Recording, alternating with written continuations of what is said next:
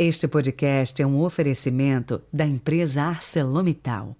ArcelorMittal é aço, aço é ArcelorMittal.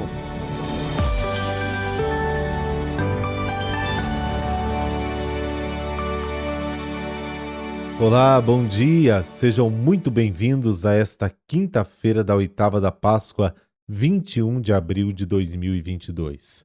E hoje quero dar um abraço especial a você que nos escuta através do Spotify ou através do YouTube e também aqueles que têm a delicadeza de deixar sempre um recadinho pra gente.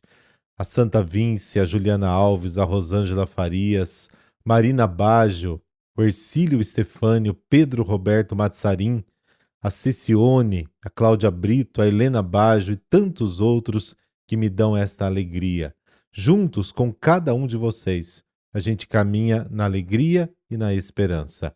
Rezemos. Pelo sinal da Santa Cruz, livrai-nos Deus, nosso Senhor, dos nossos inimigos. Ó Deus, que reunistes povos tão diversos no louvor do vosso nome, concedei aos que renasceram nas águas do batismo ter o coração na mesma fé e na vida a mesma caridade. Amém.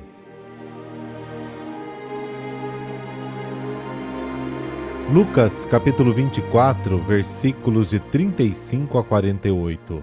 O Senhor esteja convosco, Ele está no meio de nós. Proclamação do Evangelho de Jesus Cristo segundo Lucas. Glória a vós, Senhor. Naquele tempo, os 2 discípulos contaram o que tinha acontecido no caminho e como tinham reconhecido Jesus ao partir o pão. Ainda estavam falando quando o próprio Jesus apareceu no meio deles e lhes disse: a paz esteja convosco. Eles ficaram assustados e cheios de medo, pensando que estavam vendo um fantasma. Mas Jesus disse: por que estáis preocupados e por que tendes dúvidas no coração? Vede minhas mãos e meus pés, sou eu mesmo. Tocai em mim e vede.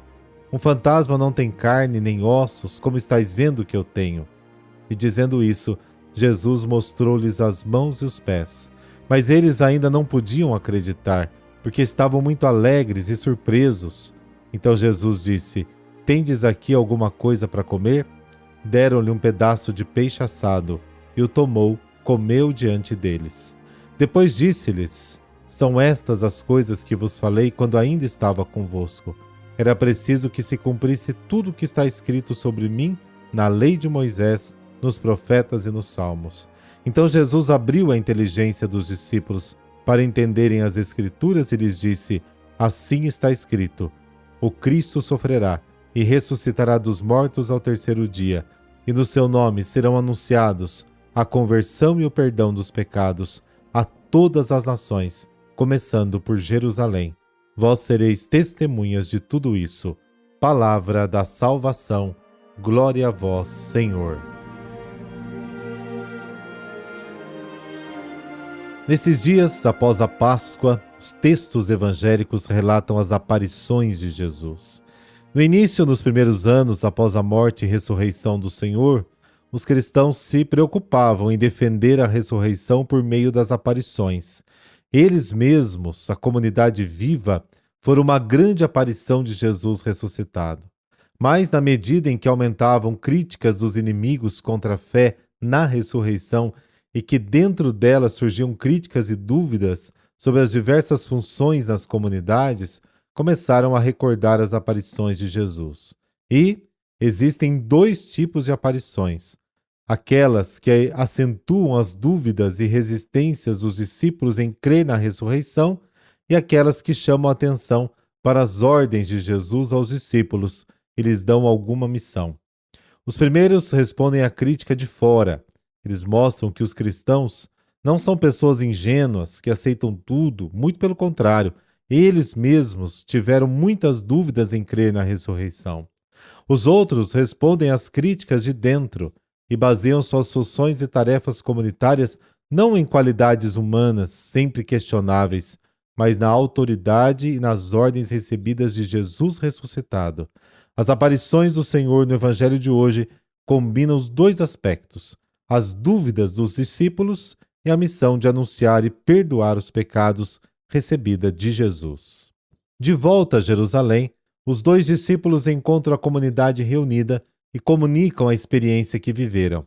Eles contam o que aconteceu no caminho e como reconheceram Jesus ao partir o pão. A comunidade reunida, por sua vez, comunica a aparição de Jesus a Pedro.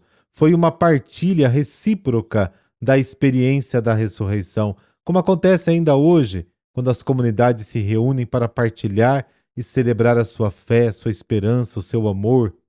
Neste momento, Jesus se faz presente entre eles e diz: "A paz esteja convosco".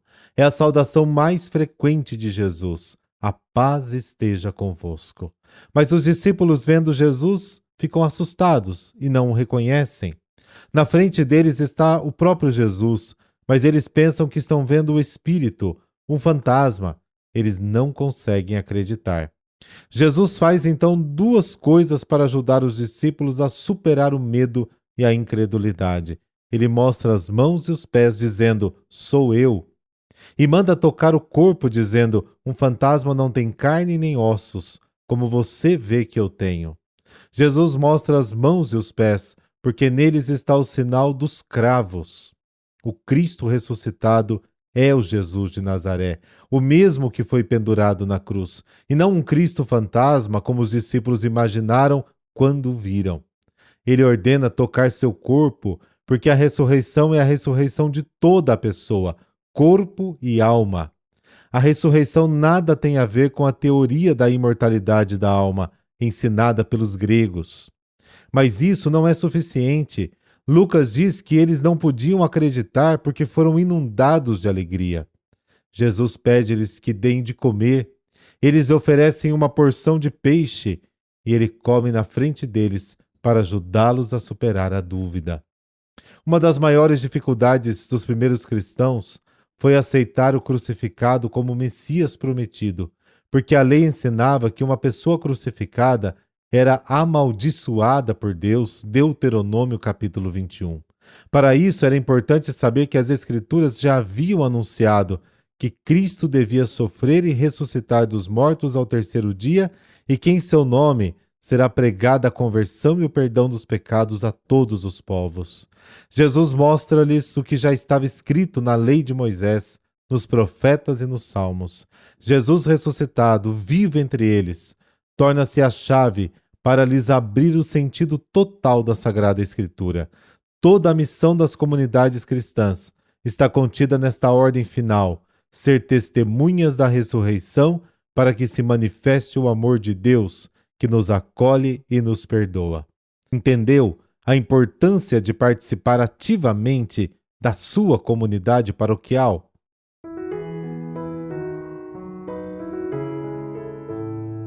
Santo Anselmo, ele nasceu em Aosta, no norte da Itália, em 1033.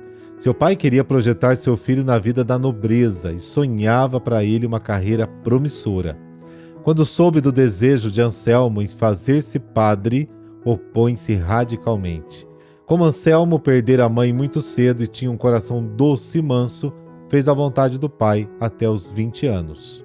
Mas, na flor da juventude, Anselmo fugiu de casa para poder se tornar um religioso.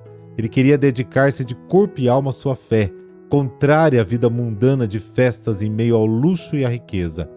Viajou pela França até chegar à Normandia, onde se entregou aos estudos religiosos sob a orientação do monge Lanfranco. Em pouco tempo ordenou-se e formou-se teólogo. Logo foi eleito abade do mosteiro e professor.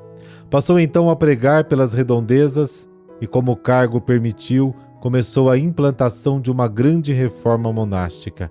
Foram tantos os escritos deixados por ele que é considerado o fundador da ciência teológica no Ocidente.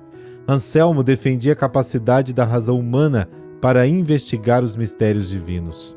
Propôs a prova da existência de Deus. Se temos a ideia de um ser perfeito, a perfeição absoluta existe, logo o ser perfeito existe. A essência da redenção acha-se na união do indivíduo com Cristo na Eucaristia, e o batismo abre o caminho para esta união. Chegou a arcebispo primaz da Inglaterra. Conta-se que enfrentou duras perseguições do rei Guilherme, o Vermelho, e de Henrique I, mas tinha fala tão mansa e argumentos tão precisos que com eles desarmava seus inimigos e virava o jogo a seu favor. Anselmo morreu em Cantuária, com 76 anos de idade, em 1109, e foi declarado doutor da Igreja pelo Papa Clemente XI, em 1720. Verdadeiramente, Senhor, é inacessível a luz em que habitas. Verdadeiramente ninguém pode penetrar nessa luz e ver-te de modo perfeito. Peço-te, meu Deus, que te conheça, que te ame, para que encontre em ti a minha alegria.